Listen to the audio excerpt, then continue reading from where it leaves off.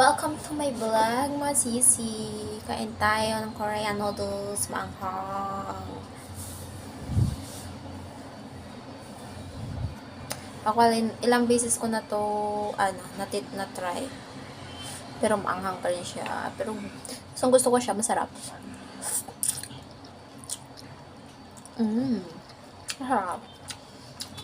Tapos, meron akong rice. Mas gusto ko siya sa rice.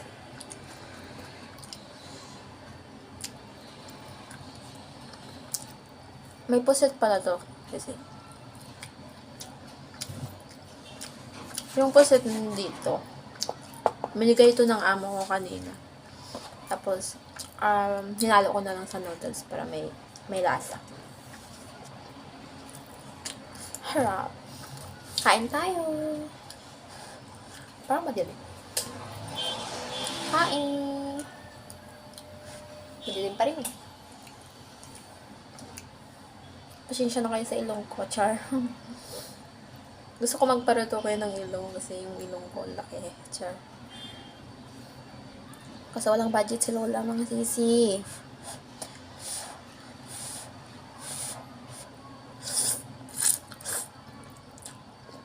Kulang pa sa pamilya ang budget. Family first muna bago sarili.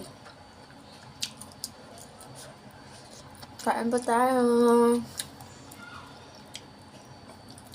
Kunting kwento lang, mga sisi. Nagkaroon ako boyfriend Chinese before. Pero naghiwalay din kami. Siguro mga 1 year. Mga 1 year kami in relationship. Pero naghiwalay din kami. Siguro hindi kami magkasundo.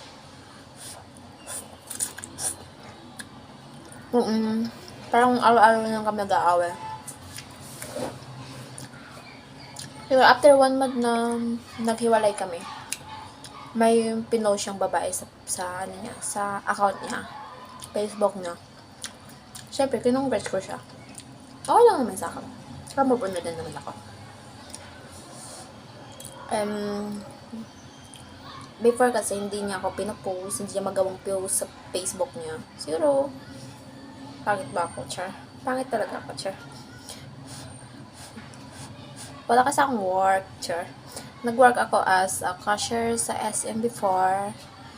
Pero nag-endo lang din ako. Ay!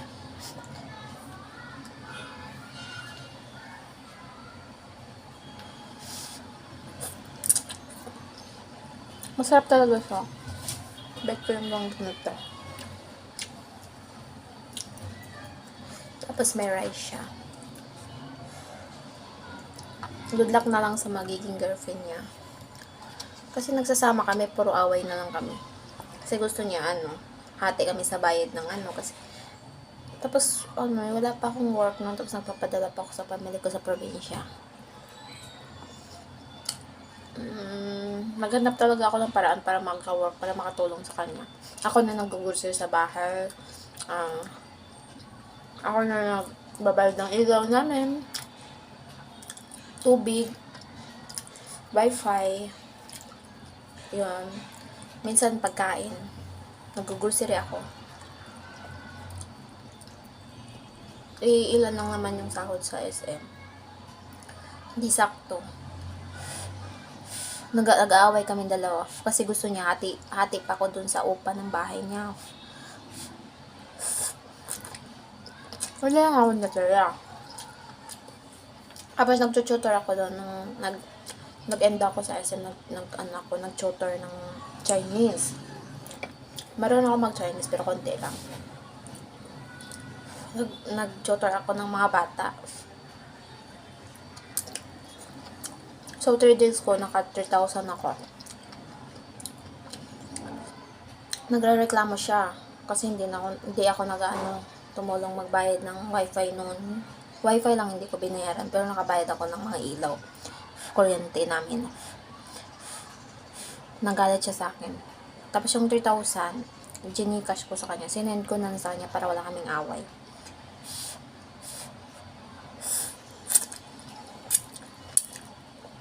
Tapos ang pera niya nasa kanya naman talaga, hindi niya ako binibigyan. Ganun mga Chinese beef. Yung pera nila, kanila na lang yun.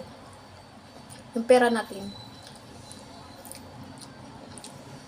Buong bahay, siya. Mas mabuti na rin naghiwalay kami kasi siguro para ma-realize ko na mas maling tao ako, siya. Siya lang.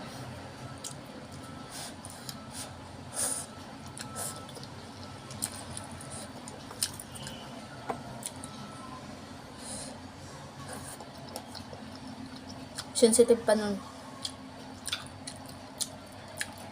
Sensitive ng lalaki yun.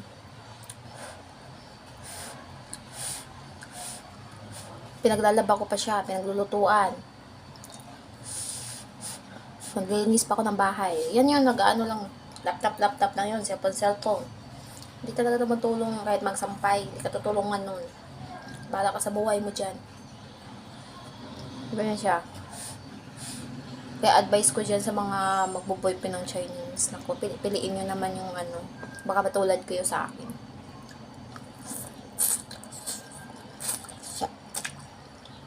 Hindi ko naman kayo tinatakot, pero alam na yung malaman mo agad yung ugali niya.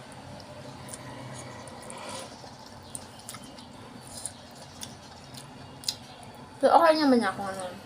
Nakamabot naman ako sa kanya.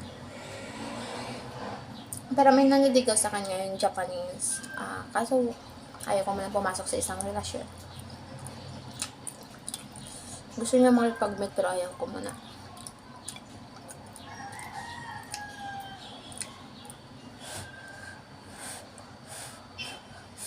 Baka gusto niyo, ibigay ko na sa inyo. Japanese siya, mabait siya. Pero may edad na siya. Baka bit niyo.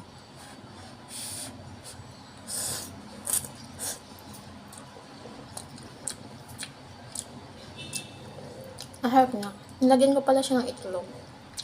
Para may lasa din.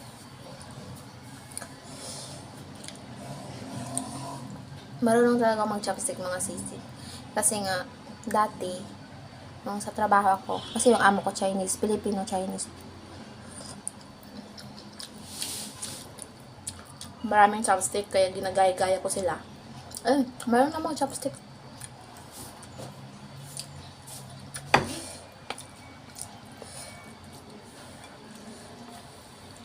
Ganon, mga sisi. Lahat pag nagbo-boyfriend kayo, piliin nyo yung lalaking tutulong sa inyo. Ang boyfriend ko kasi, walang pakialam sa mundo yun. Barali kami nag-aaway. Walang araw na hindi kami nag-aaway.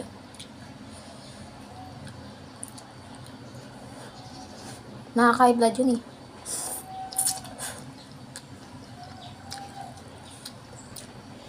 Halimbawa, bibili kayo ng pagkain niya sa labas. Naku, pag uwi niya, lagot ka. Kasi, sa'yo, isasambit lahat ng binili niya. Kaya minsan, pag sa labas kami, ako na lang bumibili ng pagkain namin para walang reklamo. Masarap kayo umain ng pagkain na walang reklamo.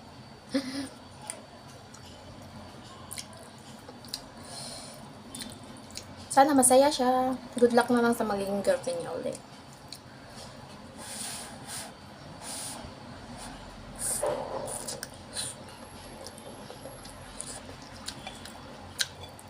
Bini-baby ko pa siya kasi mahal ko siya. Mahal pala.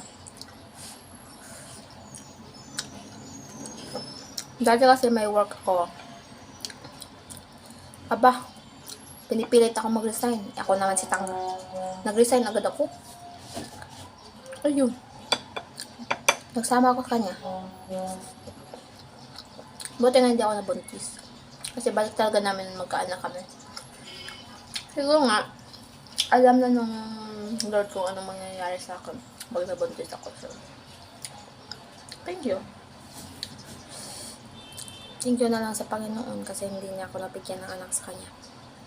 Siguro hindi siya para sa akin.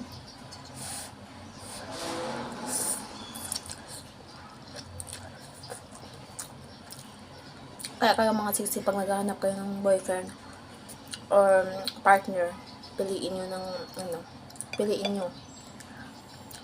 Lalo na pag Chinese yung partner mo. Hindi mo alam yung ugali. May iba kasing Chinese na strict sila.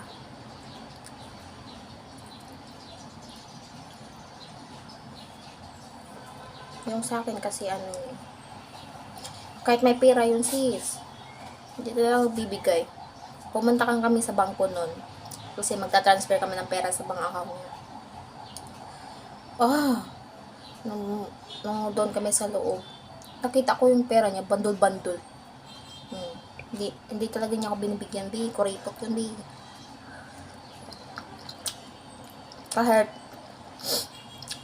kahit bigyan ako ng pambili ng damit, hindi, kuripot yun,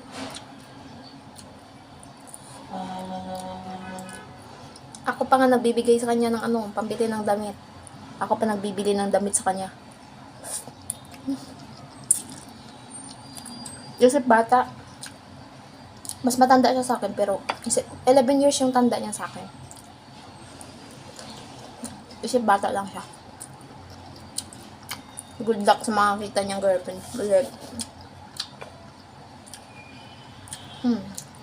Baka gusto niya sugar mommy.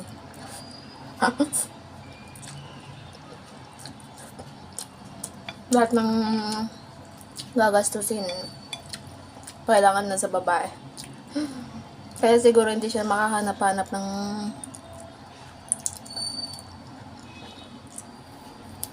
ng love like me. Kasi ganun yung ugali niya,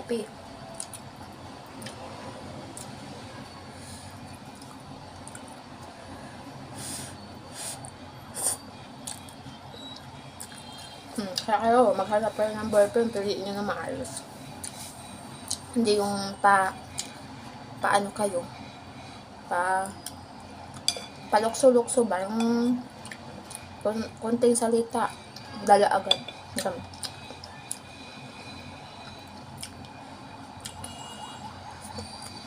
Kaya ako na-trauma na ako sa mga ganyan.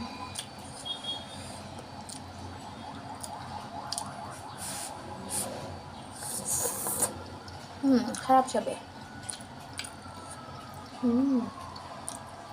Binigyan ako ng amo ko. Kasi yung amo ko, dati ko silang amo, bumalik lang ako dito. Tinanggap naman nila ako. Matagal na ako dito, mga 4 years. Nasa kapatid nila ako. Pumasok ko dito sa kapatid niya. Pero amo pa rin namin siya dati. Nagsising na ako, ba't ako malas dito?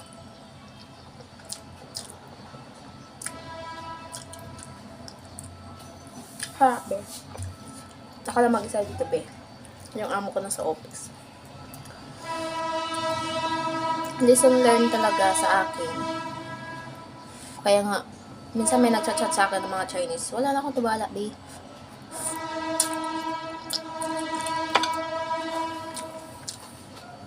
Love yourself first.